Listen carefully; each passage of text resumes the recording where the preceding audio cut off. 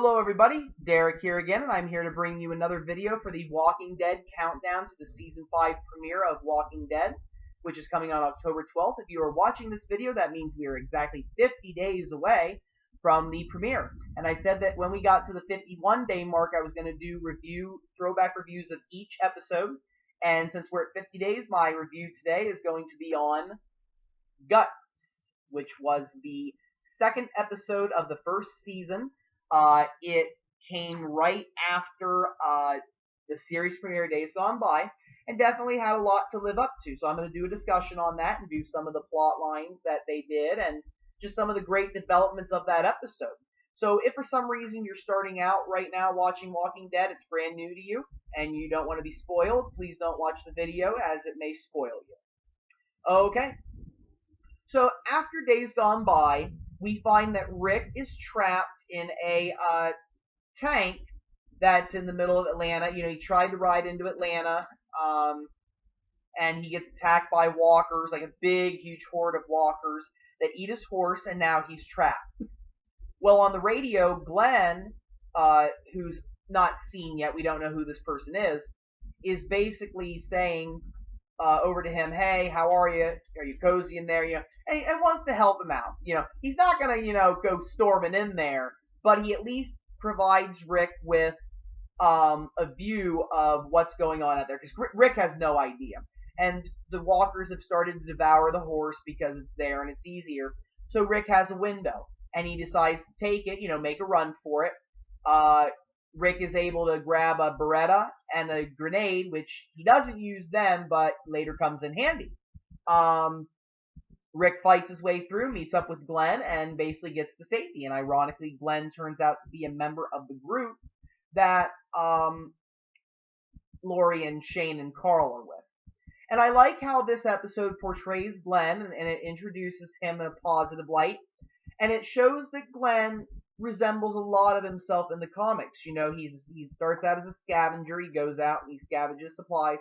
And the other thing is that it shows that Glenn has a heart for people out there. And if he sees somebody in danger, he's going to want to rescue them. And he does stick his neck out for Rick. And even though he had some selfish reasons behind it, he didn't have to.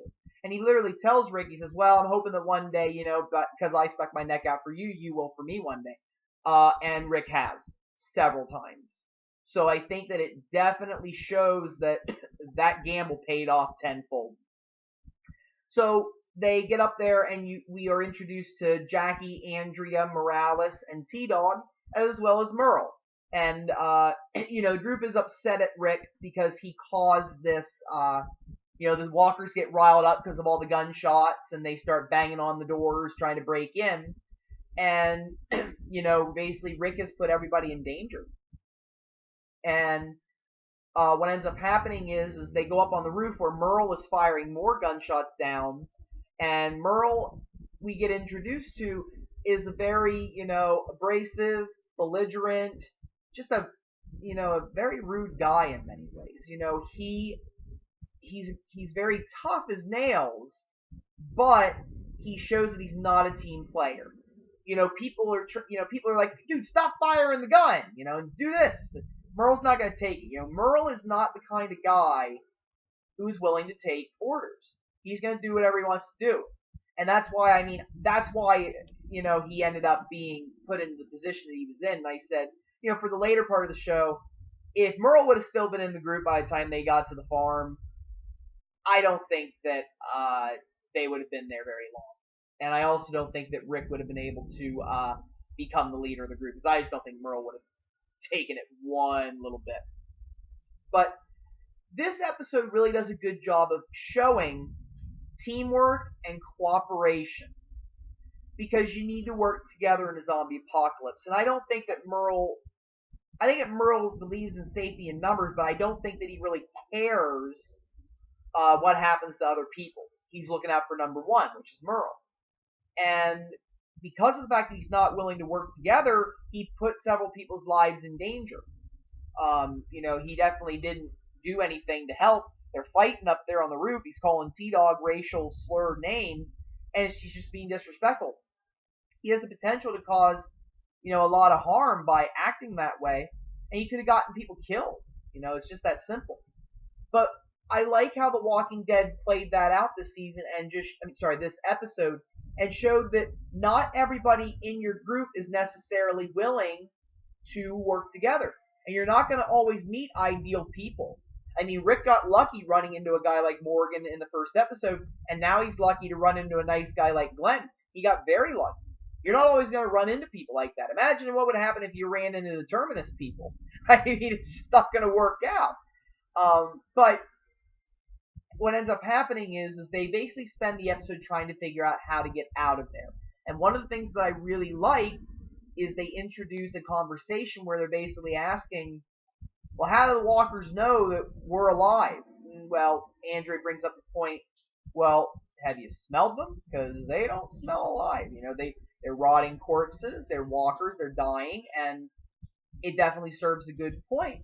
So they end up taking that idea, and the reason why the episode is called Guts is because they pull a walker who was named Wayne Dunlap in real life, and basically chop him up and put the guts on Rick and Glenn so that they can go get a vehicle to drive away.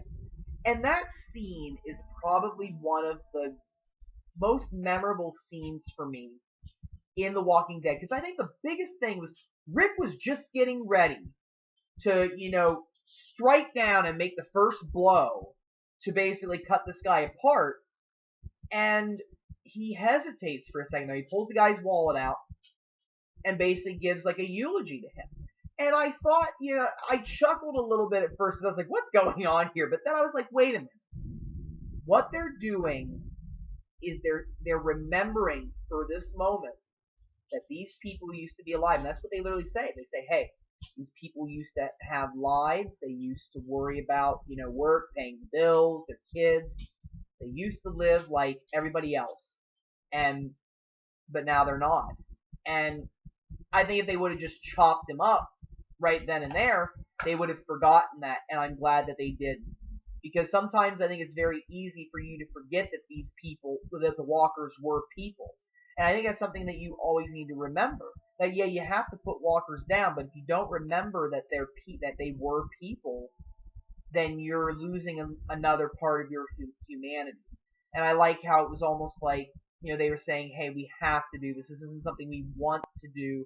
This is something we have to do. And it's definitely a very, you know, interesting scene as they cut the walker apart and everybody's faces is like getting all grossed out, and they're putting the, so it does, and that's the thing, is The Walking Dead sometimes does a good job of taking like a very gross, dramatic scene and making it a little funny, because, you know, you see them making the faces, and you know it's fake in, you know, in regards to us watching as viewers. So I think that's why we laugh. And, you know, like Glenn the whole time is like, oh, this is gross, man, this is cool. And you know, it adds a nice little different layer, you know. And they really go all out. I mean, they put like hands and feet on Rick and Glenn. They put, you know, things in their pockets. I mean, they basically go all out when they chop this walker up. So I think that it was definitely one of the best moments. And then what ends up happening is that they do go out, and the rain ends up washing off the smell, but they're able to escape. They're able to get to the truck, and they're basically able to drive back. Now, before they left, Rick gave the key to T-Dog. Now, he never really said, okay, go ahead and release him, and then come down and meet us. I think that he left the decision to T-Dog. Now, I don't know if he necessarily would have left Merle behind, but I think the reason why he gave it to T-Dog was in essence to give it to the one guy who, you know, Merle hurt the most in that scuffle. You know, he beat T-Dog up. He called him racial names, which was very disrespectful and very rude. And I think that giving T-Dog that opportunity, I think that it showed that Rick trusted T-Dog to do the right thing, I think. Because T-Dog, even though Merle did all those things, you know, he does end up dropping the key, which was a complete accident. And the part when the truck is coming there, T-Dog's running away, and he, you know, there's walkers everywhere. They're breaking through the door. T-Dog goes back to save Merle while the others run. I mean, they're getting out of Dodge. T-Dog does the right thing. He's still holding on to his humanity. And even though Merle is a piece of you-know-what, he's still willing to do the right thing. I think he's willing to give Merle a chance, maybe thinking that Merle learned a little lesson here. That he's not the top dog. And that, hey, I'm unlocking you, and you're gonna, maybe owe me one. Merle even said, like, hey, we can all work together, as long as we're benefiting each other. And I think, again, that was one of the reasons why he was in the campsite. And then of course, the other reason, which we later find out, is because he and Daryl were going to basically raid the place and take out all the supplies.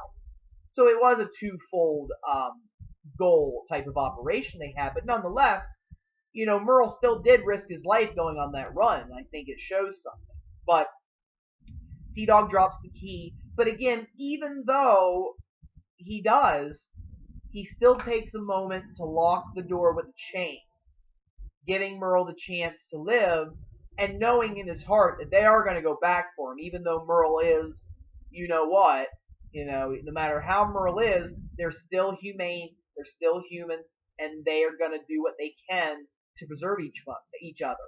Rick said to Merle, there is no, I'm not going to say the words because he uses racial slurs again, but there are no races, there is no gender, there's none of this anymore.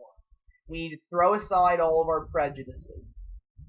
There is the white meat and the dark meat, I think is what he said. What he meant was, there's us, it's alive, and there's the dark, the walkers, the rotting flesh. Like just kind of making them out to be like, the food. Basically like they, how they hunted them for food. But he was trying to emphasize a point that they can't hold on to these prejudices, and they shouldn't. I hate the fact that the world is still, a little prejudiced in many ways about things. I think we've made progress, but, we still have our issues in the world now. But in the Walking Dead world, you can't really take the time to do that. You need to work together with the people you're with, no matter what. All labels go out the window. And, maybe Merle kind of got a little over that later on in the show, but at that moment, Rick was trying to teach him a lesson, and, Merle just wasn't having it. But T-Dog shows that he is the better man. He chains the door and gives Merle a chance. And I think that was a big moment, and I think that it definitely helped further the storyline, and we were able to associate T-Dog as a very good guy. Somebody that you would want in the zombie apocalypse. I would love to have had T-Dog in my group. I would have been honored to have a guy like him, because he's willing to do the right thing. So I really like how they did that. The zombie action was definitely one of the, I think, like, if you had to label like an action episode in each season, Guts is definitely the action episode. There were several scenes of walker kills throughout the episode, which kept it entertaining, and it kept you on the edge of your seat. And not only that, but I like how they showed how the group works together. And I like how the ending, Glenn driving down the road in that, I think it was a Corvette, I think, but he's driving down the road in that car, speeding, he's, woo! He's excited. And what it shows is, even though this world has gone to HE double hockey sticks, you still have a couple moments to forget that what this world has become. Anytime, I always said, like, if you need to do something to maybe, like, forget what's going on out there, what's going on around you. And I think that by Glenn driving in that car, he was able to forget that there was a zombie apocalypse for a couple minutes and just speed down the road in that car, which maybe, you can never do that in real life. You get pulled over like that, but it was a nice moment, and I like how that episode ended. Now, we also had some other scenes that involved Lori and Shane and a couple of other members of the group. Basically, Shane and Lori go off into the woods and make love, and it shows, that there is a strong bond between these two that was sexual. You knew that they were together, but had they crossed that line yet? Which is definitely something that plays a bigger role. And I don't think that maybe I don't think it would necessarily be as bad if those two would have just been together and had not entered that stage of the relationship, but it showed that they were, a couple, that there were feelings there. And, that plays a big role later on in the season. And I like how they took the time to shoot something like that so that we could see how serious the relationship gets. But then we also see um, Shane refusing to send help to Andrea, Jackie, Morales, T-Dog, Glenn, and Merle, and then of course Rick, which you didn't know was there. And I think that, a lot of people can look at, well, did Shane make the right call? Amy is very upset that Shane would not send anybody to help save Andrea. He says, he basically says, hey, she knew what she was signing up for. It's a risk we all take. And, Shane does have a point, and I think that he definitely made the right call. It's a very tough call to make. But sometimes in the Walking Dead world, there is nothing that you can do for people. And there's no sense in sending more people out into a city that is roaming with walkers and getting more people killed and making your group weaker. Sometimes you have to accept the fact that losses are going to happen. And they didn't, thankfully, miraculously, they do make it back. But I can understand why Shane had to make the call. I don't think he necessarily had to be as harsh about it. And that just shows that Shane has leadership qualities, and he's the one guy that is sort of exerting his power and is basically making the calls, and he makes them. But I feel like he's more abrasive with his calls, and he's just willing to lay it out flat without really giving any type of hope. He's more of just a, straight up, this is just what it is, and just not willing to give any room for anything else. Because I think that it would have been better to handle it by saying, yeah, Amy, I'm very sorry about your sister, but you know something? They may be able to make it out and make it back. They're with so and so and so and so, and they're gonna make it back. And we can't send help. But he basically throws it out there, and you start to see like Shane is a leader, and I can respect the calls that he makes, but again, he needs to be able to make like the popular way of saying it, instead of being so straight up. But it just goes to show how different people lead and why there are later conflicts with other group members. So I like the direction that the show went. I think that again that episode was, definitely a good episode. It was great. I loved how they portrayed everybody. I loved the action, and I loved how it definitely set future storylines. It started them, and it gave us opportunities to see what was going to happen, and I liked it. And I really don't think that there was any episode in season 1 that was bad. When you only have 6 episodes to work with, you're going to do everything you possibly can, and I think that they definitely did in those 6 episodes. And I really liked Guts. It was definitely a good follow-up to Days Gone By. So that's going to end the review for the Walking Dead countdown for the throwback review for Guts. I want to thank everybody for watching. We are again 50 days away from Walking Dead start. I'm very excited. And we're getting there, folks. We are going to be there before we know it. I'm going to do an episode a day. We're going to count down. And we are going to have our Season 5 premiere. Thank you, everybody. Thank you for watching. And again, if you have any questions, comments, please feel free to leave them. And feel free to subscribe for more. Thanks, everybody. And I hope you have a wonderful evening. Thank you.